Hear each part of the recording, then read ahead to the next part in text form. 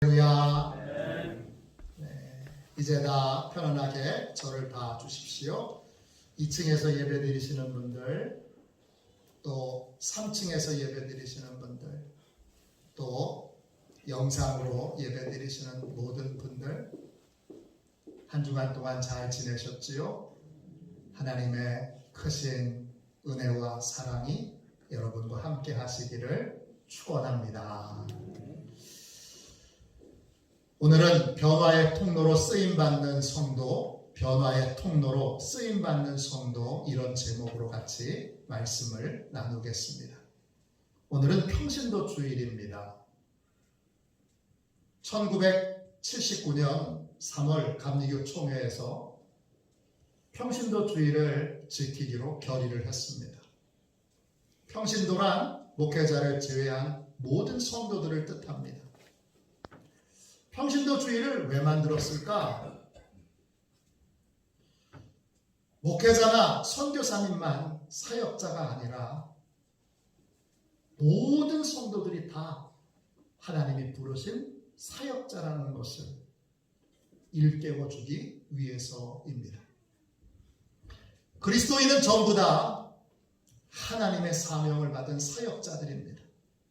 초대교회부터 모든 그리스도인들은 예외 없이 하나님을 위한 사역에 동참했습니다.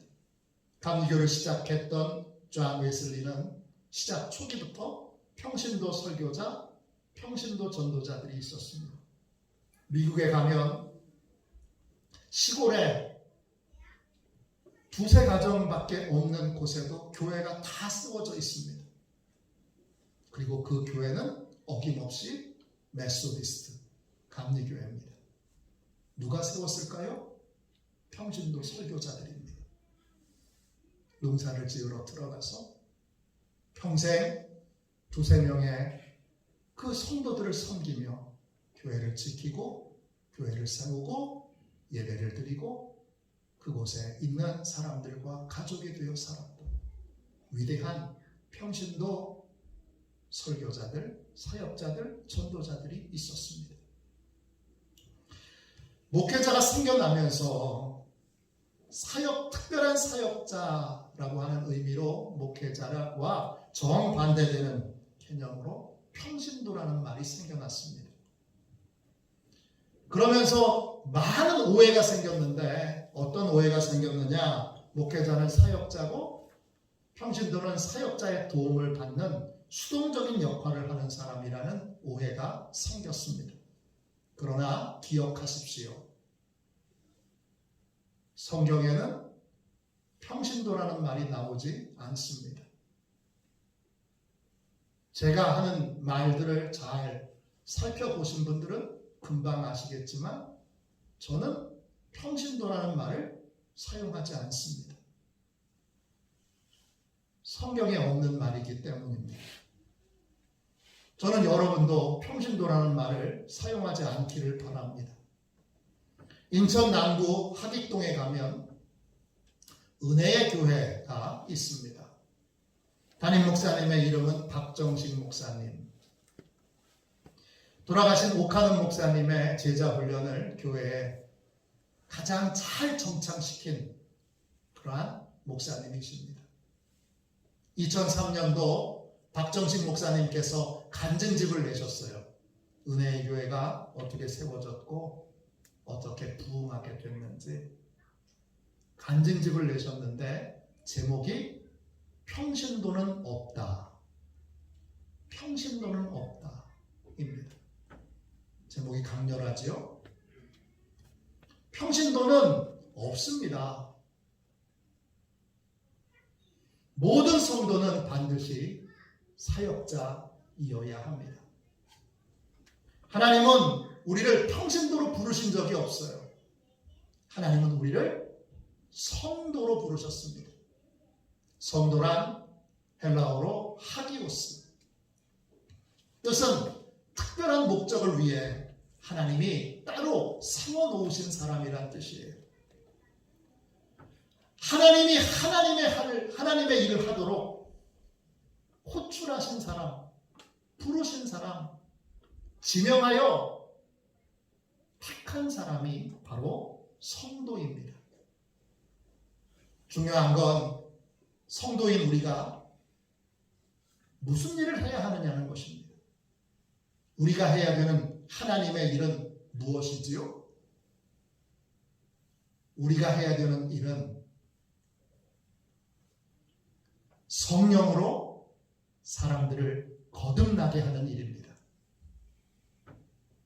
성령님께 온전히 순종하여 사람의 본성이 변화되도록, 사람의 본성을 변화시키는 일들을 하는 것입니다. 마음 지옥에 살고 있는 사람을 마음 천국을 누리는 사람으로 변화시키는 것, 그것이 우리가 해야 되는 일입니다. 우리는 사람을 변화시키는 일, 사람을 낚는 일을 하도록 하나님의 부름을 받았습니다. 이제 저희가 상당히 오랜 기간 동안 코로나로 고통을 받고 있습니다. 코로나가 시작되면서 뜻하지 않게 세상과 또 예수 믿는 사람에게 이런 질문을 교회가 받게 됐습니다.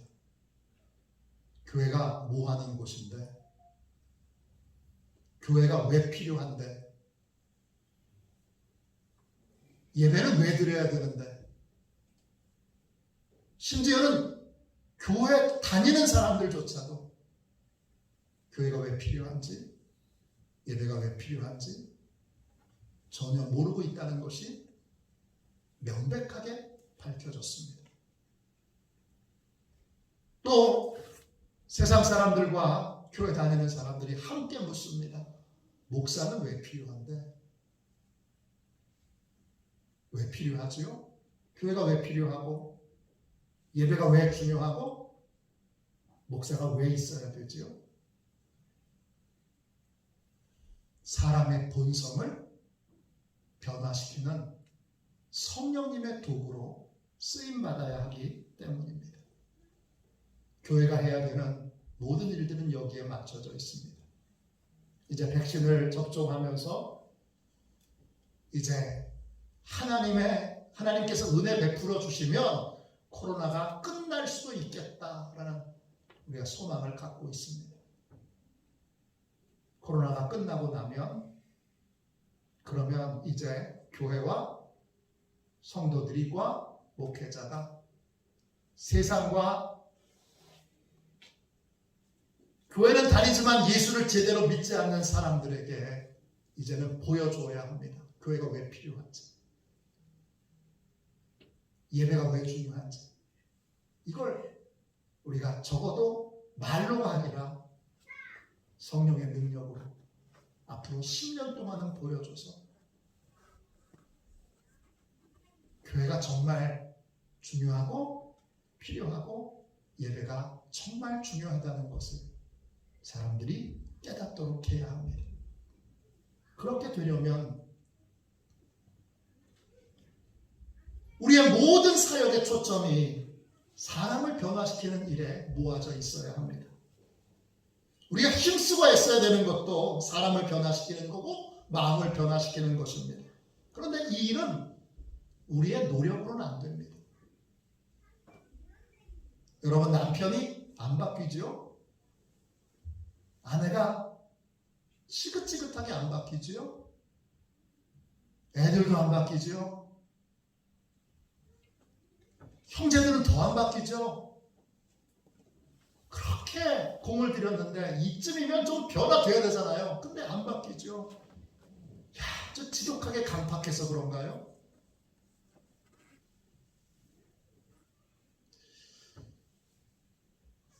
아니면 말귀를 못 알아들어서 그런가요? 왜 안 바뀌죠? 여러분의 노력이 부족해서 그런가요? 그래서 막 자책하시죠? 제가 더 열심히 해야 되는데, 내가 더 노력했어야 되는데. 여러분, 여러분의 노력이 부족해서가 아니에요. 여러분의 힘쓰고 애쓰는 헌신이 부족해서가 아니에요. 사람의 노력으로는 본성은 안 바뀝니다. 그럼 소망이 없는 건가요? 아닙니다. 성령님으로만 바뀌니까 우리가 성령님의 도구가 되면 됩니다. 왜 안 바뀝니까? 내가 바꾸려고 그러니까 안 바뀝니다. 성령님의 인도함을 구하고 성령님의 인도하심을 따를 때 우리가 철저히 성령님께 순종하는 사람이 될 때 비로소 성령님이 일하셔서 그렇게 안 바뀌던 남편도 바뀌고 그렇게 안 바뀌던 아내도 바뀌고 그렇게 안 바뀌던 부모님도 바뀌고 그렇게 안 바뀌던 아들도 딸도 바뀌고 형제들도 바꾸고 이웃들도 바뀌는 성령님이 일하시는 것을 경험하는 부흥과 은혜의 때가 찾아오게 됩니다. 오직 성령님을 통해서나 사람의 본성은 바뀌게 되어 있습니다.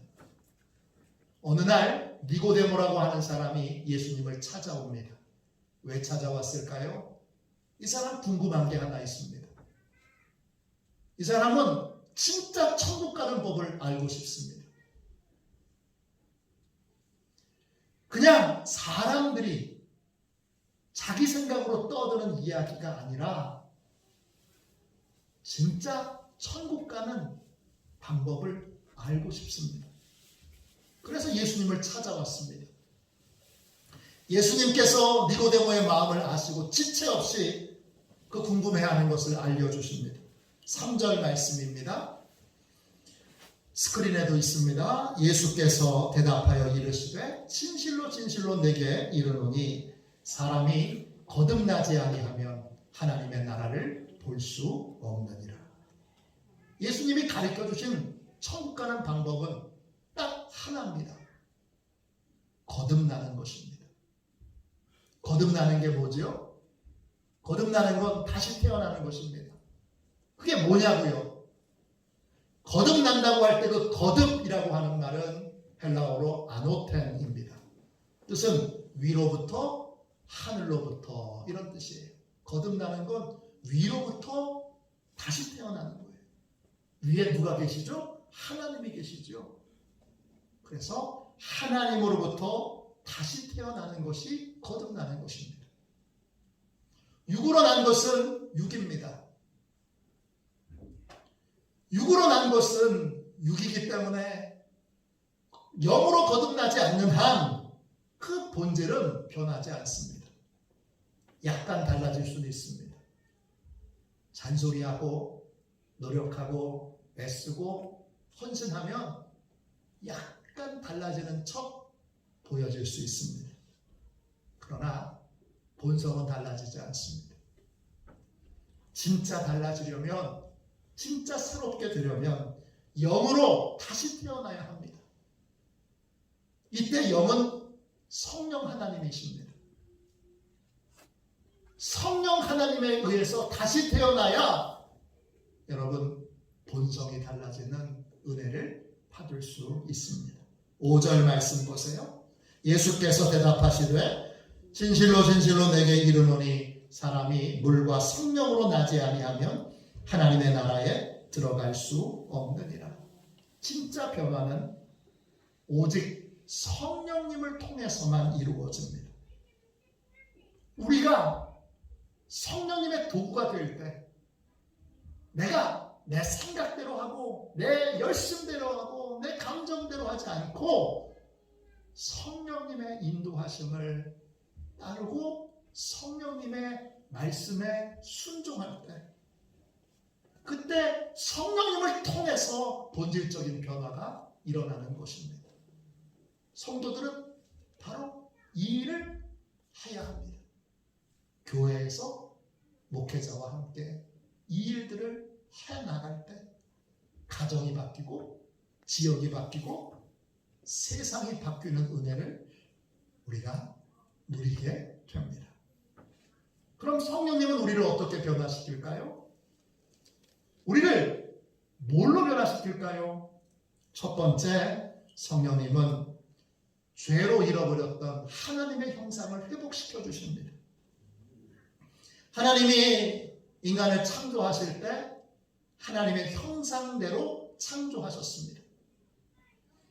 인간에게는 하나님의 형상이 있습니다. 그래서 하나님이 인간을 만드시고 보시기에 힘이 좋았더라. 그렇게 만족하셨습니다. 우리는 하나님 보시기에 너무 만족스러운 존재입니다. 그런데 죄가 우리 안에 들어오면서 우리가 하나님의 형상을 잃어버리게 됐습니다. 자, 하나님의 형상을 잃어버린 사람은 누구의 형상을 갖고 삶을 살까요? 하나님의 형상을 잃어버린 사람은 끔찍하게도 무섭게도 마귀의 형상을 갖고 살아갑니다. 마귀의 형상은 어떤 것입니까? 성경을 통해 보니까 마귀의 형상은 4가지의 특징이 있습니다. 고집과 아집에 빠져서 하나님의 말씀을 업신여깁니다. 끊임없이 욕심을 따라 악행을 저지릅니다. 끊임없이 거짓말을 일삼아 사람들을 속입니다. 그리고 남을 비방하고 남을 탓하는 삶을 삽니다. 이게 마귀의 형상을 가진 사람의 특징입니다. 이런 사람 많이 보셨죠? 이런 사람이 변화될 수 있을까요? 본성이 달라질 수 있을까요? 성경은 그것이 가능하다 이렇게 말하고 있습니다. 어떻게 가능합니까? 이런 사람의 본성은 성령으로만 변화됩니다. 다른 방법으로는 안 됩니다. 다 해보셨잖아요. 근데 문제는 뭐예요? 내 방법으로는 안 된다는 결론을 여전히 내리지 않고 여전히 내가 말로, 내가 노력으로, 내가 공을 들여서, 내가 잘 섬겨서 변화시켜 보려고, 여러분 여전히 말씀을 따르지 않고 우리가 헛수고를 하고 있다는 데 문제가 있습니다. 성령으로만 거듭날 수 있습니다. 이걸 결론을 지으십시오. 그래야 성도로서의 삶을 살 수 있습니다. 성령으로만 우리는 잃어버렸던 하나님의 형상을 회복할 수 있습니다. 하나님의 형상은 어떤 것입니까? 하나님의 형상은 딱 하나입니다. 그건 바로 사랑입니다. 그리고 그 사랑은 고린도전서 13장 4절부터 7절에 나와 있는 것처럼 15가지 사랑의 모습으로 우리의 삶에 나타납니다.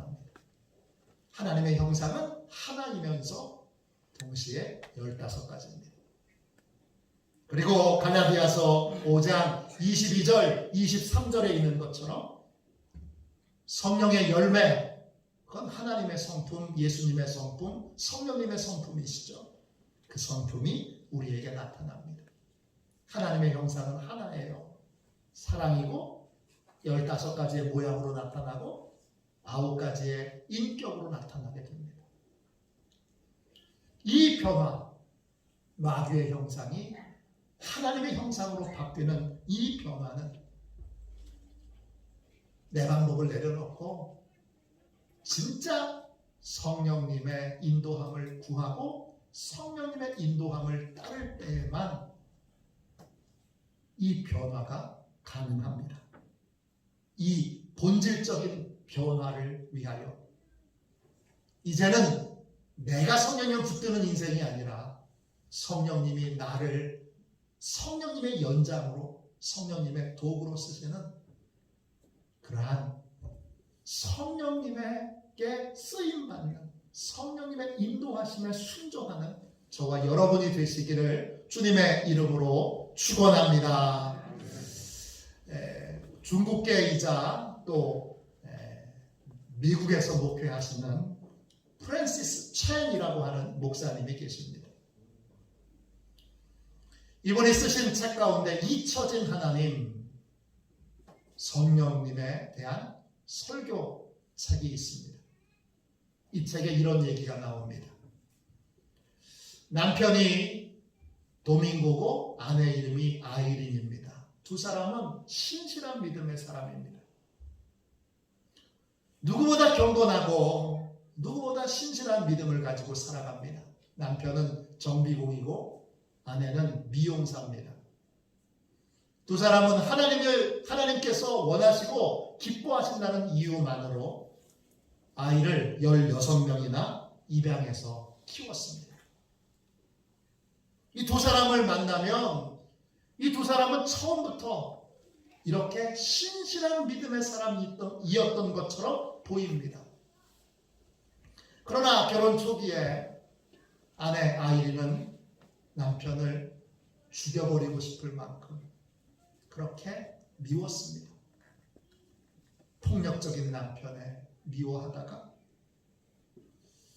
도저히 견디지 못해 매일 하나님께 제발 남편 좀 죽여달라고 기도했습니다. 얼마나 미웠는지 꿈에 절벽 아래로 남편을 밀쳐버리는 꿈을 여러 번 반복해서 꾸었습니다. 그랬던 남편인데 지금은 누구보다 남편을 존경합니다. 아내 아이린이 보기에 자신이 알고 있는 모든 사람 중에 가장 경건한 사람, 가장 신실한 사람, 가장 하나님을 사랑하는 사람은 남편입니다. 이렇게 고백합니다. 성령께서 무례하고 폭력적이었던 남편을 경건하고 이해심이 많고 사랑이 많은 하나님의 사람으로, 하나님의 형상을 가진 사람으로 변화시켜 주신 것입니다. 이런 변화가 우리의 가정에 있어야 합니다. 우리 마을에 있어야 합니다. 우리의 직장에 있어야 합니다. 우리 교회 안에 있어야 합니다. 다른 방법으로는 안 됩니다. 제발 이제 그만 미련을 두십시오.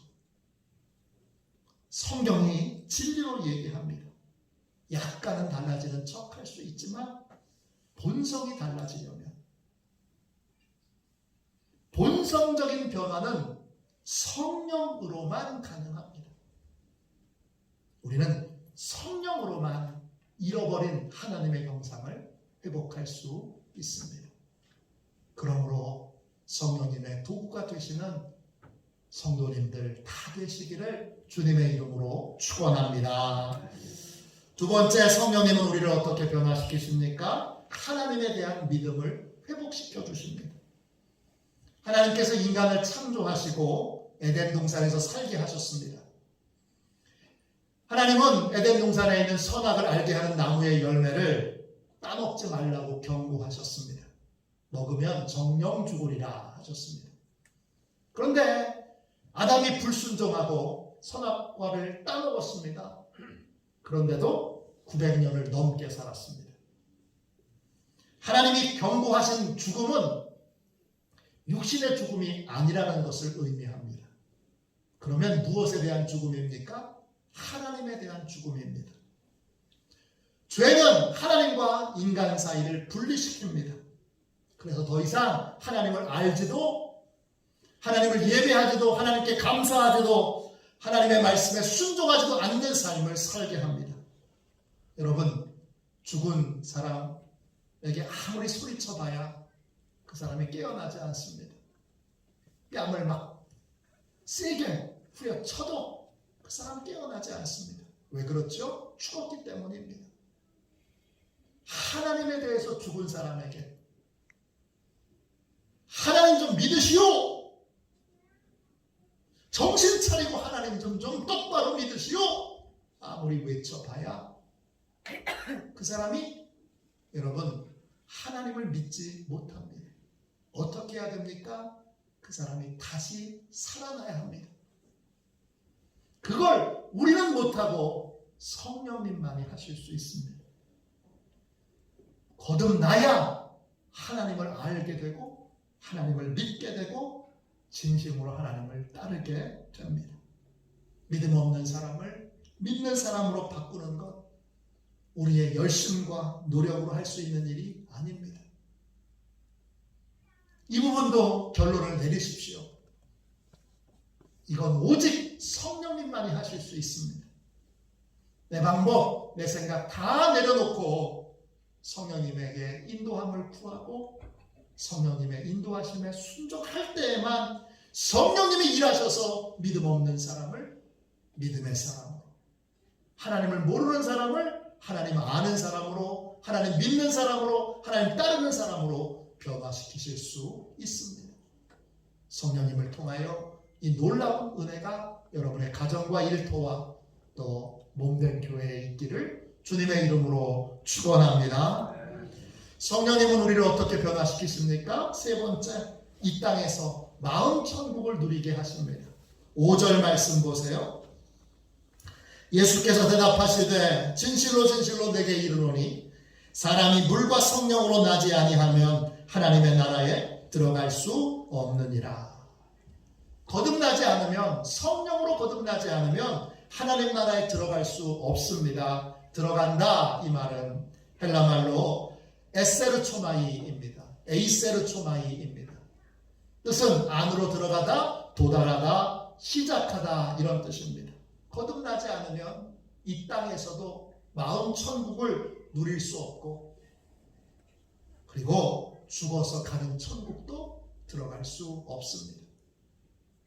이 땅에서 천국을 누리지 못하는데 여러분, 죽어서 천국에 갈 수 있겠습니까? 거듭나지 않은 모든 사람들은 다 예외 없이 마음 지옥에서 삽니다. 거듭나지 않은 사람의 마음을 보십시오. 그 마음 안에 뭐가 있습니까? 온갖 상처와 아픔과 쓴뿌리와 증오와 복수심이 있습니다. 다 보이시죠? 동시에 또 뭐가 있습니까? 교만과 어리석음이 있습니다. 이런 마음으로 돈이 아무리 많아봐야 행복할 수가 없습니다. 아무리 좋은 곳에 가서 좋은 걸 보고 좋은 음식을 먹어도 행복할 수가 없습니다.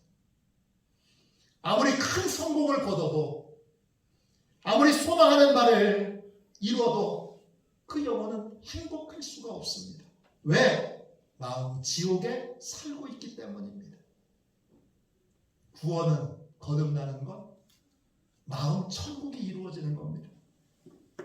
마음 천국은 어떻게 이루어집니까? 오직 성령을 통해서만 이루어집니다. 로마서 14장 17절입니다. 스크린에 있습니다. 하나님의 나라는 먹는 것과 마시는 것이 아니요 오직 성령 안에 있는 의와 평강과 희락이라 그랬습니다. 성령으로만 거듭날 수 있고, 거듭나야 마음 천국이 이루어집니다. 마음 천국에는 뭐가 있습니까? 의와 평강과 희락이 있습니다. 의는 하나님의 사랑을 깨닫고 조건 없이 사랑하고 조건 없이 용서할 수 있는 힘을 갖게 되는 겁니다. 이게 의입니다. 평강은 하나님의 자녀라는 확신 가운데 이제 하나님이 절대 떠나지도 버리지도 않으시고 돌보신다는 믿음 가운데 모든 두려움에서 벗어나는 것입니다. 기쁨은 죄사함의 기쁨을 누리는 것입니다. 구원받은 사람의 증거는, 마음의 증거는 이 세 가지입니다. 사랑과 평강과 기쁨이 그 안에 있는 겁니다. 마음 천국이 이루어지면 행복합니다. 돈이 없어도 행복하고, 여러분 가난해도 행복하고, 다른 사람이 인정해주지 않는 일들을 해도 행복합니다. 왜냐? 마음 천국이 이루어졌기 때문입니다. 최봉성 목사님 기억하시죠? 일제강점기에 전도하다가 일본 순사에게 잡혔습니다. 최봉성 목사님은 입만 열면 예수천당 불신지옥을 외쳤습니다. 일본 순사가 때리기만 하면 예수천당, 고문만 하면 불신지옥. 그러니까 이 순사가 답답해서 이렇게 묻습니다. 당신은 예수천당이라고 외치기만 하는데 진짜 천당이라는 것이 있기는 한 거요? 만일 있다면 예수를 보여주든지 천당을 보여주든지 하시오 합니다. 그때 최봉석 목사님이 이렇게 말합니다. 내가 지금 당장 천당 본점은 보여줄 수 없어도 천당 지점은 언제든지 보여줄 수 있어. 내 마음이 천당 지점이라. 여러분의 마음에 천국이 이루어져 있습니까? 언제든지 누구를 만나든지 마음에 있는 천국을 보여줄 수 있습니까? 마음 천국은 성령님을 통해서만 이루어집니다. 절대 내 겁니다. 다른 방법은 없습니다. 내 생각, 내 판단을 내려놓고 성령님의 인도를 구하고 따를 때에만 마음 천국이 이루어집니다. 마지막으로 여러분, 성령 하나님은 우리를 어떻게 변화시킵니까? 천국을 소망하는 삶을 살게 합니다. 3절 보세요. 예수께서 대답하여 이르시되 진실로 진실로 내게 이르노니 사람이 거듭나지 아니하면 하나님의 나라를 볼 수 없느니라. 거듭나지 않으면, 성령으로 거듭나지 않으면 하나님 나라를 볼 수 없습니다. 본다는 말은 헬라어로 호라오입니다. 알아차리다, 이해하다, 영적으로 보다, 이런 뜻이에요. 성령으로 거듭나지 않으면 천국을 알 수도 없고 믿을 수도 없고 소망할 수도 없습니다. 그러면 어떻게 삽니까? 이 땅의 삶이 전부인 줄 알고 이 땅의 삶에 매여 종노릇하는 삶, 이 땅에서 어떻게 하면 잘 먹고 잘 살까, 이것만 고민하는 삶을 살게 됩니다. 이 땅에서 심어 천국에서 거두고자 하는 선교적인 삶, 진짜 믿음의 삶을 살 수 없습니다. 천국을 사모하는 사람, 천국을 믿는 사람, 이 땅에서 믿음으로 순종으로 심어 천국에서 거두는 삶을 살려면 반드시 성령으로 거듭나야 합니다. 거듭나지 않으면 아무리 노력해도 여전히 이 땅의 삶이 전부인 줄 알고 이 땅에 매여 종노릇하는 노예의 삶을 살 수밖에 없습니다. 거듭나야 하나님의 형상이 회복되고 거듭나야 여러분 천국을 소망하는 삶, 마음 천국이 이루어지는 삶을 살 수 있고 하나님을 진심으로 믿는 삶을 살 수 있습니다. 그러면 도대체 어떻게 해야 거듭날 수 있습니까? 오늘 8절을 보십시오. 요한복음 3장 8절입니다. 바람이 임의로 불매 내가 그 소리는 들어도 어디서 와서 어디로 가는지 알지 못하나니 성령으로 난 사람도 다 그러하느니라. 그러하니라. 성령으로 거듭난다는 건 여러분 일정한 법칙과 원리가 적용되지 않습니다. 거듭나는 방법이 있으면 참 좋겠는데, 거듭나는 원리가 있으면 참 좋겠는데, 수학 공식처럼 공식에 딱 들어맞는 방법이 있으면 좋겠는데 그러한 원리와 방법은 없습니다. 성령으로 거듭나는 것, 바람이 임의로 부는 것과 같습니다. 임의로라고 하는 말은 헬라말로 텔로입니다. 뜻은 바라다, 원하다, 할 작정이다, 설계하다, 만들다, 이런 뜻입니다. 바람이 일정한 원리와 방법에 따라 움직이지 않고 바람 마음인 것처럼, 바람이 마음대로 부는 것처럼 성령께서 거듭나게 하시는 것도 성령님 마음입니다. 어떤 방법으로 거듭나게 하실지, 언제 거듭나게 하실지, 누구를 거듭나게 하실지, 이거 성령님이 선택하고 결정하십니다. 절대 누구도 간섭할 수 없습니다. 이건 절대적인 성령님의 주권이십니다. 이건 홀로 성령님이 결정하시는 일이에요. 그런데 성령님에게 필요한 것이 있어요. 뭐가 필요하냐? 거듭나게 하는 도구로 쓸 사람이 필요합니다. 거듭나게 하시는 일은 성령님이 전적으로 주권적으로 하시는 일이지만 성령님이 거듭나게 하시는 데에는 성령님의 연장이 도구가 필요합니다. 누구냐? 성령님께 온전히 순종한 사람입니다.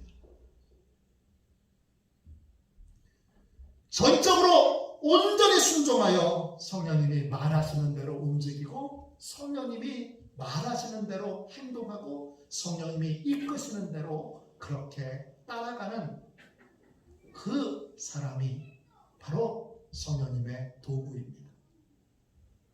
부흥의 때는 많은 사람들이 변화되고 많은 사람들의 본성이 달라집니다. 부흥의 때와 그렇지 않은 때의 차이는 뭐죠? 부흥의 때에는 성령님께 온전히 순종하는 사람들이 많습니다. 반대에는요, 적습니다. 사도 바울의 때나 요한 웨슬리 시대에 많은 사람들이 거듭나는 놀라운 부흥이 있었던 이유는 뭐지요? 전적으로 성령님께 순종하는 사람들이 많았기 때문입니다. 사도 바울도 그랬고 존 웨슬리도 그렇습니다. 지금 하나님의 일을 하도록 부름받은 우리가 해야 되는 일은 뭐지요? 성령님께 온전히 순종하는 것입니다. 각 심령을 꿰뚫어 보시는 그 성령님께 온전히 나를 드리고 생각을 드리고 마음을 드리고 성령님께 순종하는 한 사람이 필요한 것입니다. 아까 소개했던 프랜시스 챈이 쓴 책 잊혀진 하나님의 이 땅 교회를 향한 이런 권면이 나옵니다.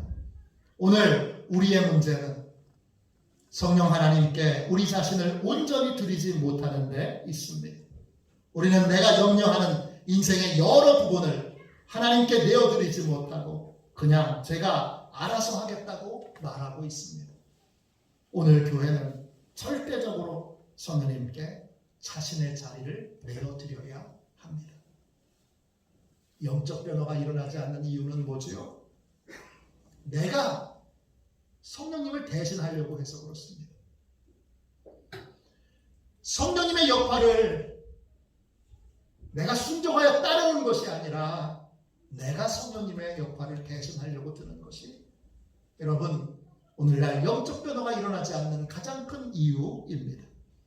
내 생각, 내 방법 내려놓고 전심으로 성령님의 인도하심을 따를 때 그때 성령님이 본성을 변화시켜 주시고 참 믿음을 주시고 마음 천국을 이루어 주시고 천국을 사모하는 삶을 살도록 그렇게 변화시켜 주십니다.